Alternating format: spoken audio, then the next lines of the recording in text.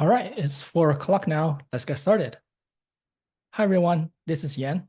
Welcome to the lightning lesson for the course, From Users to Builders, AI-Powered Productivity for Tech Roles. First, several logistic things here.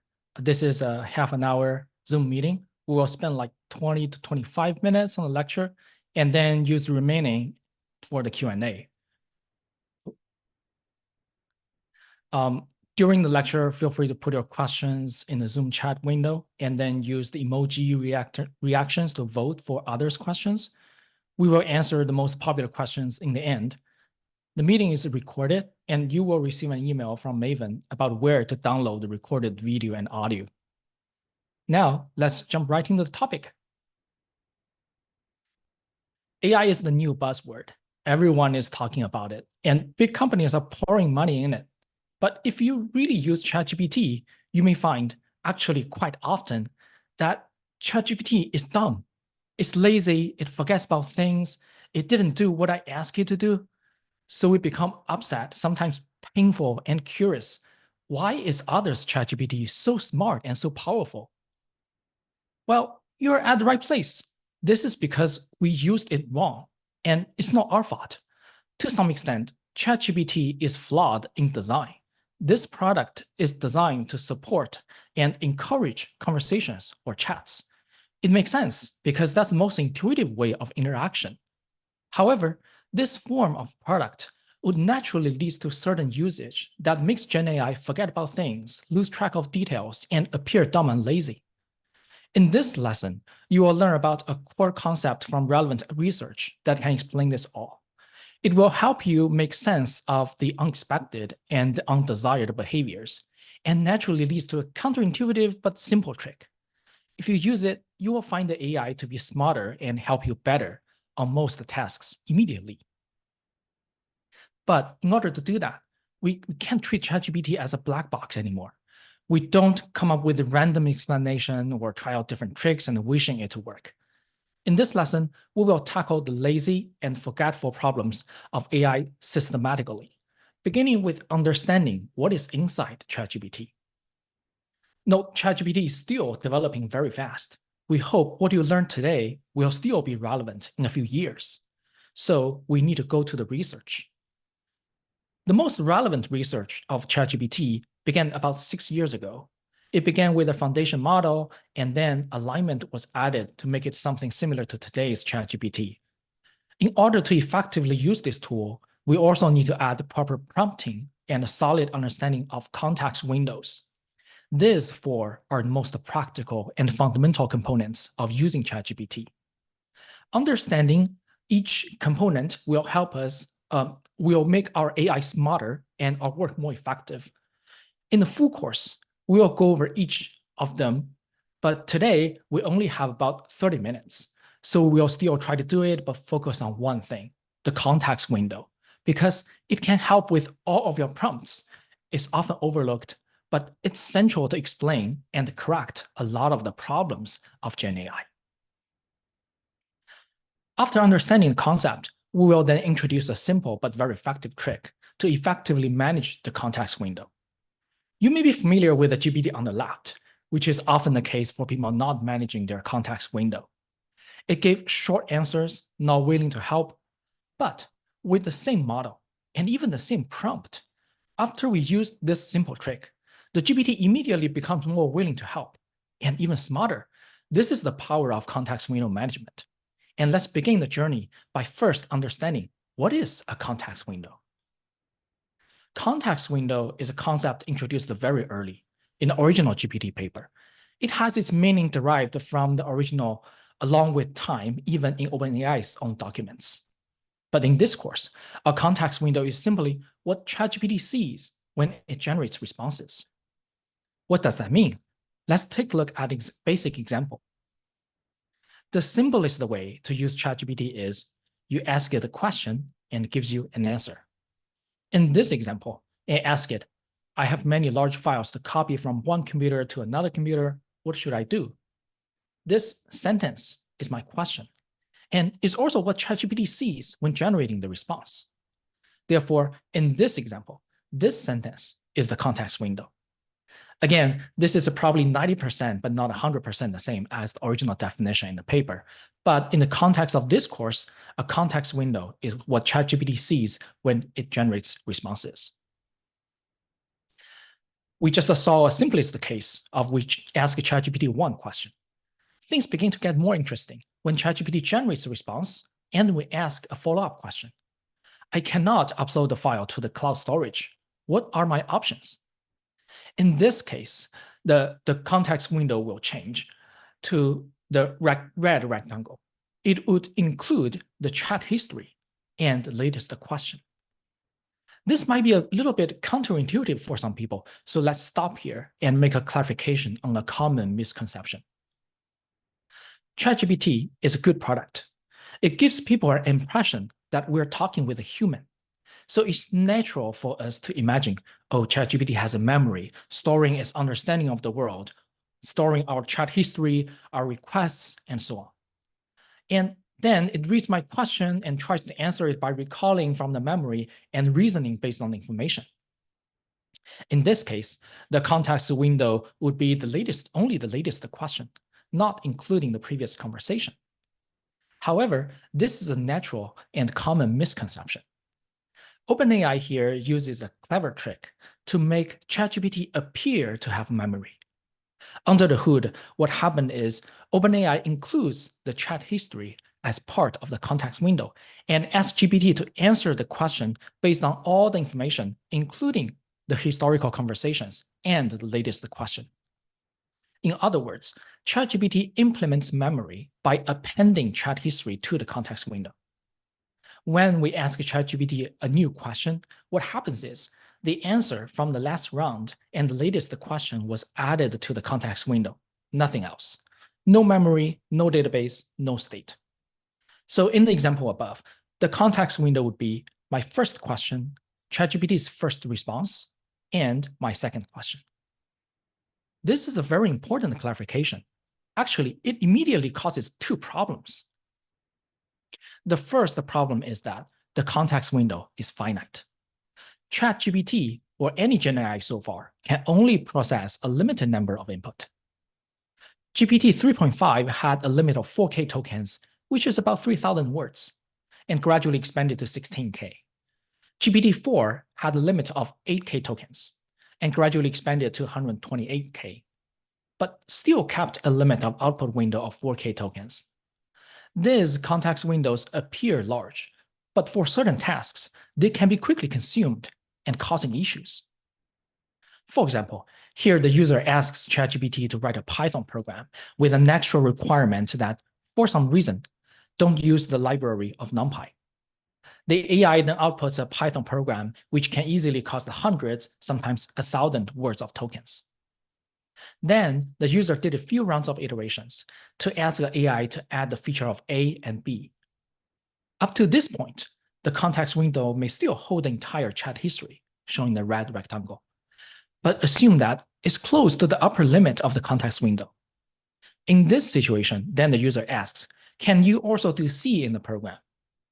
Then, in order to still fit the context window and focus on the latest and potentially the most important requests, ChatGPT drops the first conversation and moves the context window down to only keep the latest conversations. And this causes a problem. The request of I cannot use NumPy is now not in the context window anymore, and ChatGPT has no knowledge on that anymore. So it's totally possible that in the latest response, it may begin using NumPy. And from the user's perspective, ChatGPT fails to satisfy our requirements. It forgets about things. It's not as smart as the beginning of the conversation. This is all caused by the fact that the context window is limited, and it cannot accommodate infinite chat. The finite size of the problem of the context window is easy to recognize and mitigate. When the conversation is long and AI appears less smart, we can consider restarting a conversation. But a lot of times, even when the conversation is short, we still feel the AI is lazy and dumb. And that's because of another more subtle but impactful limit. GPT has difficulties processing long or unorganized content. For this long or unorganized context windows, GPT may miss certain requirements, especially those need attention to the details. In the previous example, even if the entire conversation can fit into the context window, it is still not uncommon that GPT may give a code doing A and C and forget about B. One way to understand that is we can treat GPT as an intern that have limited intelligence. When it spends the brain power on somewhere, it has to spend less power somewhere else. And in this example, because the requirements are scattered everywhere, shown as the green texts, GPT needs to spend actual intelligence on recognizing what are the actual requirements from this long and messy text. And that distracted. So it couldn't spend as much intelligence on the actual problem solving. And this is just one side of the story. Another potentially even worse side is the majority of the context window is actually bad answers. We were not satisfied with GPT's previous answers, and that's why we further iterate to add new requests. So from the perspective of probably answer the latest question, all the previous answers are useless or even wrong to some extent. This, again, distracts GPT. It needs to figure out that, oh, these texts are actually wrong, where are the problems and how to fix them. As humans, we all know that this is sometimes even harder than getting something from scratch. So overall, it is this scattered around the green prompts and the long distracting red prompts that degrades GPT's intelligence. Unfortunately, this is even not the end of the story. When we see AI becomes dumb and lazy, what is our first reaction?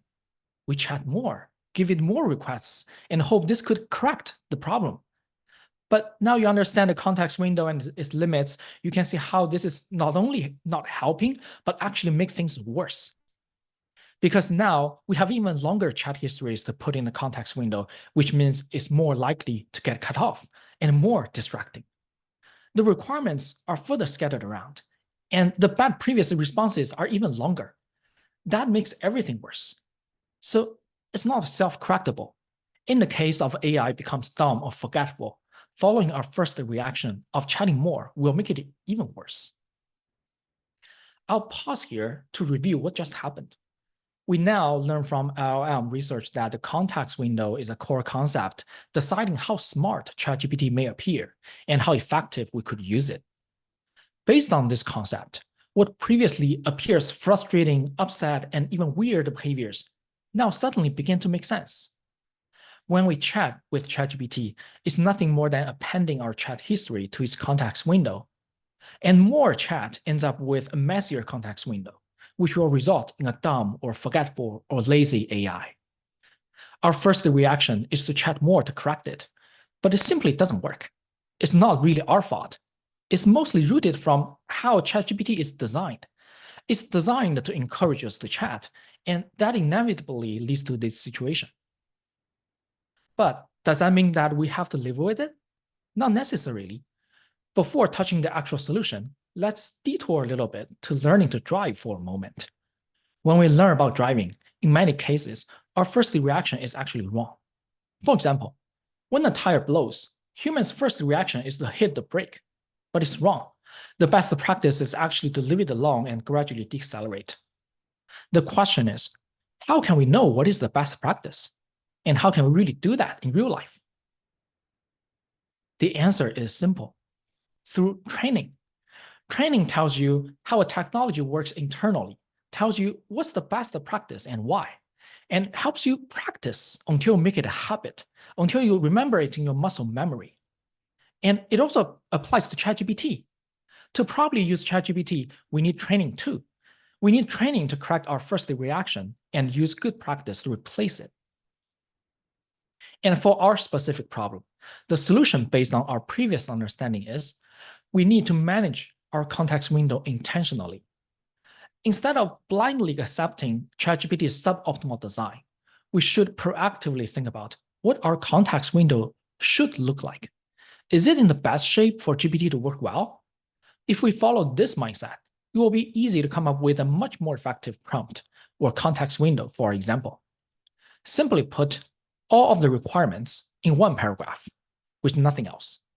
Write a Python program to do A, B, and C. I cannot use NumPy. But how do we do that? Does that mean that we need to start a new conversation every time when I need to chat? That sounds stupid. Fortunately, we have a hidden feature in the ChatGPT's UI helps us to do this context window management. And that is this small pencil button below our question.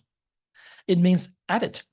We can click it to edit the current prompt, and there will be a button that says save and submit. Clicking it will change this prompt in the context window rather than append it to the context window. Let's take a look at the example here. A side note is we are using GPT 3.5 here because it has a smaller context window and it's easier to trigger those behaviors. GPT-4 has the same issue and benefits from the same trick. It's just not that friendly for this 30-minute long learning course. Come back to our example. It's following the previous example of copying files from a computer to another. Here, we further ask ChatGPT, oh, I cannot upload the files to the cloud storage. What are my options? ChatGPT gives a very short answer without any detailed instructions. But if we use the edit trick, note how we change the prompt here. We simply copy-paste the second prompt after the first prompt, making it a complete request. Oh, I want to copy files from computer to another, and I cannot upload the files to the cloud. Then suddenly, ChatGPT becomes more diligent and intelligent. It gives details and specific and organized answers. This is a very different behavior from before. And note, here we still use the same model. Even the prompt is the same. What was changed is the content of context window. We intentionally make it precise and brief. And this is the core of context window management. We can continue the conversation. Back to the chat style. If we further ask the ChatGPT following the previous conversations, I'm copying files from a Mac to a PC, what shall I do? Then ChatGPT gives a bunch of solutions. The third of them is cloud storage. And actually, we literally just said I cannot upload files to the cloud in the immediate previous round. Stupid, right? How to fix it? You tell me. Context window management. Instead of relying on ChatGPT to append everything and construct its own context window, we construct it by ourselves. Simply append, I'm copying the files from a Mac to a PC to our previous prompt. And that's it. GPT suddenly becomes smart, just like a different AI. No cloud storage anymore. So let's reflect on this example. Why did it work? What is the internal mechanism so that I can use it somewhere else? In the chat style, we have the asks or requirements scattered everywhere, and GPT needs to spend its intelligence on recognizing and understanding the requirements. But in the edit style, the context is well organized with clean statements on what needs to be done. So GPT could save the intelligence to really focus on solving the problem. In the chat style, ChatGPT's imperfect or incorrect answer becomes a major part of the prompt. And that's both a waste and sometimes a distraction of the context window. On the contrary, this is not included in the edit style, and we have efficient use of the context window. Meanwhile, thanks to the editing feature, we still keep the same ease of use. Actually, there's a bonus benefit of the editing style, that is the reusability. When we write a prompt to help ChatGPT accomplish some task, the prompt is not only to explain what we expect from it, but more importantly, to correct its undesired behaviors. For example, due to some reason we cannot use NumPy in the company's computer, but ChatGPT likes to solve the problem using this library, so we need to include this requirement in the prompt.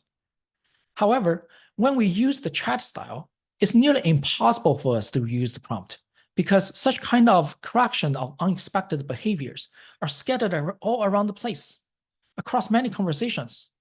But for the edit style use, we always have the latest and greatest prompt at hand, summarizing all the requirements and corrections, ready to use.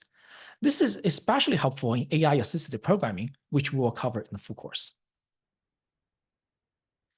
And what we just experienced is not only a journey to effective use of ChatGPT, but also a great example of training. Before training, we face a lazy, forgetful, and dumb AI, rely on our first reaction to use it, and blame OpenAI for when we see unexpected behaviors. After the training, we understood how it works internally. We made sense of all those behaviors and learned about the best practices, which is edit, not chat. The training lets us know the best way to use ChatGPT is actually to not chat. And in the full course, we will also help you to exercises to form a habit to make it a muscle memory. Overall, the general principle is for more complicated tools, you need more training. It applied to bikes, cars, planes, and AIs. And you need people who knows the ins and outs and people who know how to teach to train you. In the full course, we will also go over different components of ChatGPT and have a comprehensive overview on how to prepare yourself in terms of mindset, knowledge, and practical tricks like edit, not chat. We already had the first two cohorts sold out, and the current cohort will begin from July 22nd. All right, this is it for Lightning course. Hope you enjoyed this, and I'm happy to take any questions. Let me go over the chat window to figure out what are the questions.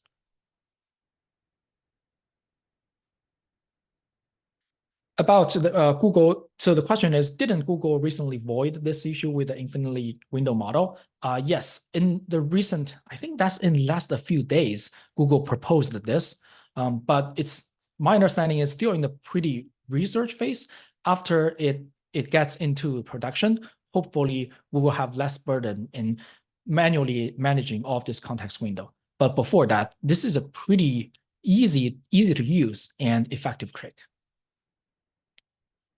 And I saw that some of the questions are already answered, and Yuzhen is also online to help answer the questions. And the question, could you point us to some resources where we can dig more into the foundation of LLMs to understand more critical concepts like concept windows? This is a pretty new field, and I would say most of the resources online is pretty not unsystematic. And at least for this field, this makes us painful, and we'd like to have a systematic overview of what was important from our perspective. So to directly answer, Nick, your question, the best place probably is our course. But if we see some other resources, they are not a very systematic one on top of my mind. If I see in the future, probably we can post it somewhere, such as in the community of our course. What is the target audience of this course? What can we get out of this course in the end? If we are talking about the main course, the target audience of this course is the professionals in the IT industry. By that, I mean we need to have some basic knowledge of Python, such as you need to know how to run Python programs. You need to know how to read simple Python programs and install Python libraries. You don't need to be a professional developer. For example, PMs, TPMs, engineering managers, analysts, they are all the target audience of this course. But we do require some basic Python knowledge. So if you're out of the IT industry, that might not be the best course for you. And what we can get out of this course in the end is the general idea is GenAI is a pretty effective tool to boost our productivity, but it's actually, there are a lot of pitfalls and nuances as we just demonstrated in this process. If we understand better from the foundation and know about the best practices, this will help us a lot in boosting our productivity. My personal experience is boosts like 2 times to 5 times of my productivity, and we'd like to also share this with the course audience. That is the target outcome of this course. Thoughts on using sandbox versus chat interface? That's a great question. I think using sandbox is a pretty good way of using the GPT API or ChatGPT. Some background is sandbox is a tool provided by OpenAI. It's developer-oriented. Instead of showing you a chat interface, it directly invokes the underlying GPT API. So it's a little bit different from the chat interface in a few ways. Difference one is ChatGPT is a product built on top of GPT API. So it has quite some additional prompts and limits and features But the sandbox doesn't have that, which means you may not have the alignment or safeguard of ChatGPT or other limits of ChatGPT. So you may be able to get into the dark side of GPT, which means it may not be that safe. And the second difference is there is also some limit posed on the ChatGPT. For example, GPT-4 has a context window of 128K, but in ChatGPT you cannot use that. Long before that, you will be cut by ChatGPT saying that, oh, your message is too long. But in the sandbox, you are able to use that.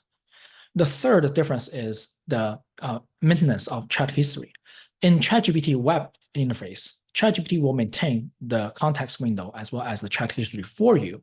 But in the sandbox, a little bit more manual process, which is a good thing from the perspective of this course, because it forces you to manually manage the context window. And the fourth potential difference is the price. ChatGPT is a subscription-based, $20 per month, but Sandbox is per token. So overall, it's a pretty interesting idea to use Sandbox. If for anyone haven't tried that before, I encourage you to try that. It's a quite unique and fun experience, and that might be the right solution to context window management. Do we have an agenda of this course? Yes.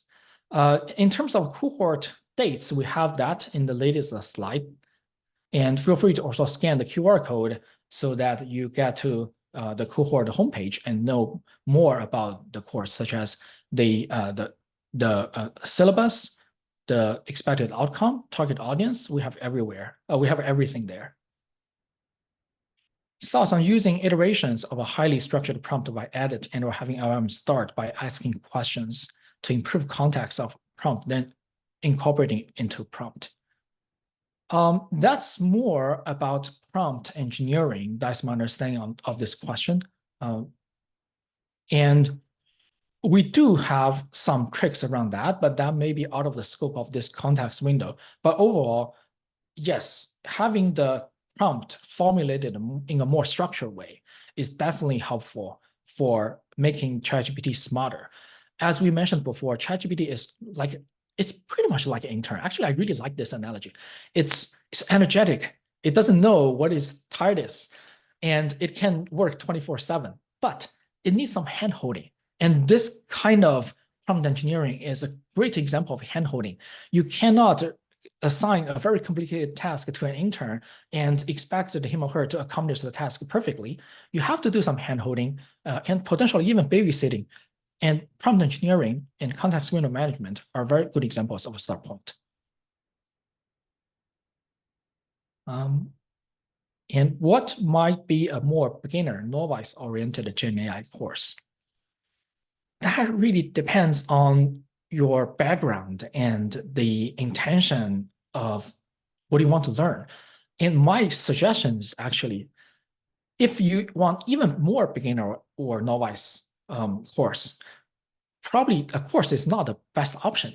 Directly go to the chat.openai.com or other similar products, begin using it, and begin to feel the capability envelope of GenAI is probably the best thing to do to begin with, because this will give you a feeling. And then you also give you some questions. With the questions, it will be easier for you to figure out, oh, what I want from a course like that. What are the pain points? What can the AI bring to me? I think getting those questions might be more important than figuring out the answers. So to directly answer your question, probably the best course is sign up an account, begin using ChatGPT from today. It seems that the price of course increases per cohort. Will that be a trend? It sounds like Eugene already answered that. What are your thoughts on the content of the course potentially becoming outdated when models iterate? For example, context window and formation infinite window model. That's a great question. Sounds like Eugene already addressed that, but generally the idea are twofold. The first is the content, of course, can be basically divided into two things. One is the underlying research, and another is based on those research that derive the tricks and skills. For a lot of fundamental things, they will not change in a long time. For example, the initial GPT model has been proposed like 6 years, but the basic principle still remains the same. And another side is we do see this field is growing very fast. That's also a reason why ourselves are enthusiasts of this field, and we keep up with the field every day. We try to figure out what are the most important tricks and principles and distill them into the course to make it up to date. Due to the limit of time, we will take the last question here. Yan, have you played around cloud.ai Anthropic out of curiosity? Yes, I played with it, and it's quite interesting in terms of two aspects. The first is I found that the difficulty of managing my context window is much less for Cloud v3, especially Opus. More specifically, for a lot of prompts and context windows, GPT may be lazy. So we need to do more tricks to massage those prompts and context windows to make it work. But for Cloud v3, we don't need to do that tricks. From this perspective, we can see a trend that people also realize the problem with context window and try to make it more user-friendly. And from another perspective, I also feel GPT-4 is still a little bit smarter than Cloud v3, but that may be just my feeling based on limited tests. So due to the limit of time, that's it for the Q&A. And really appreciate everyone's time and interest for attending this course. We look forward to see you in the actual course. Thanks a lot. Bye.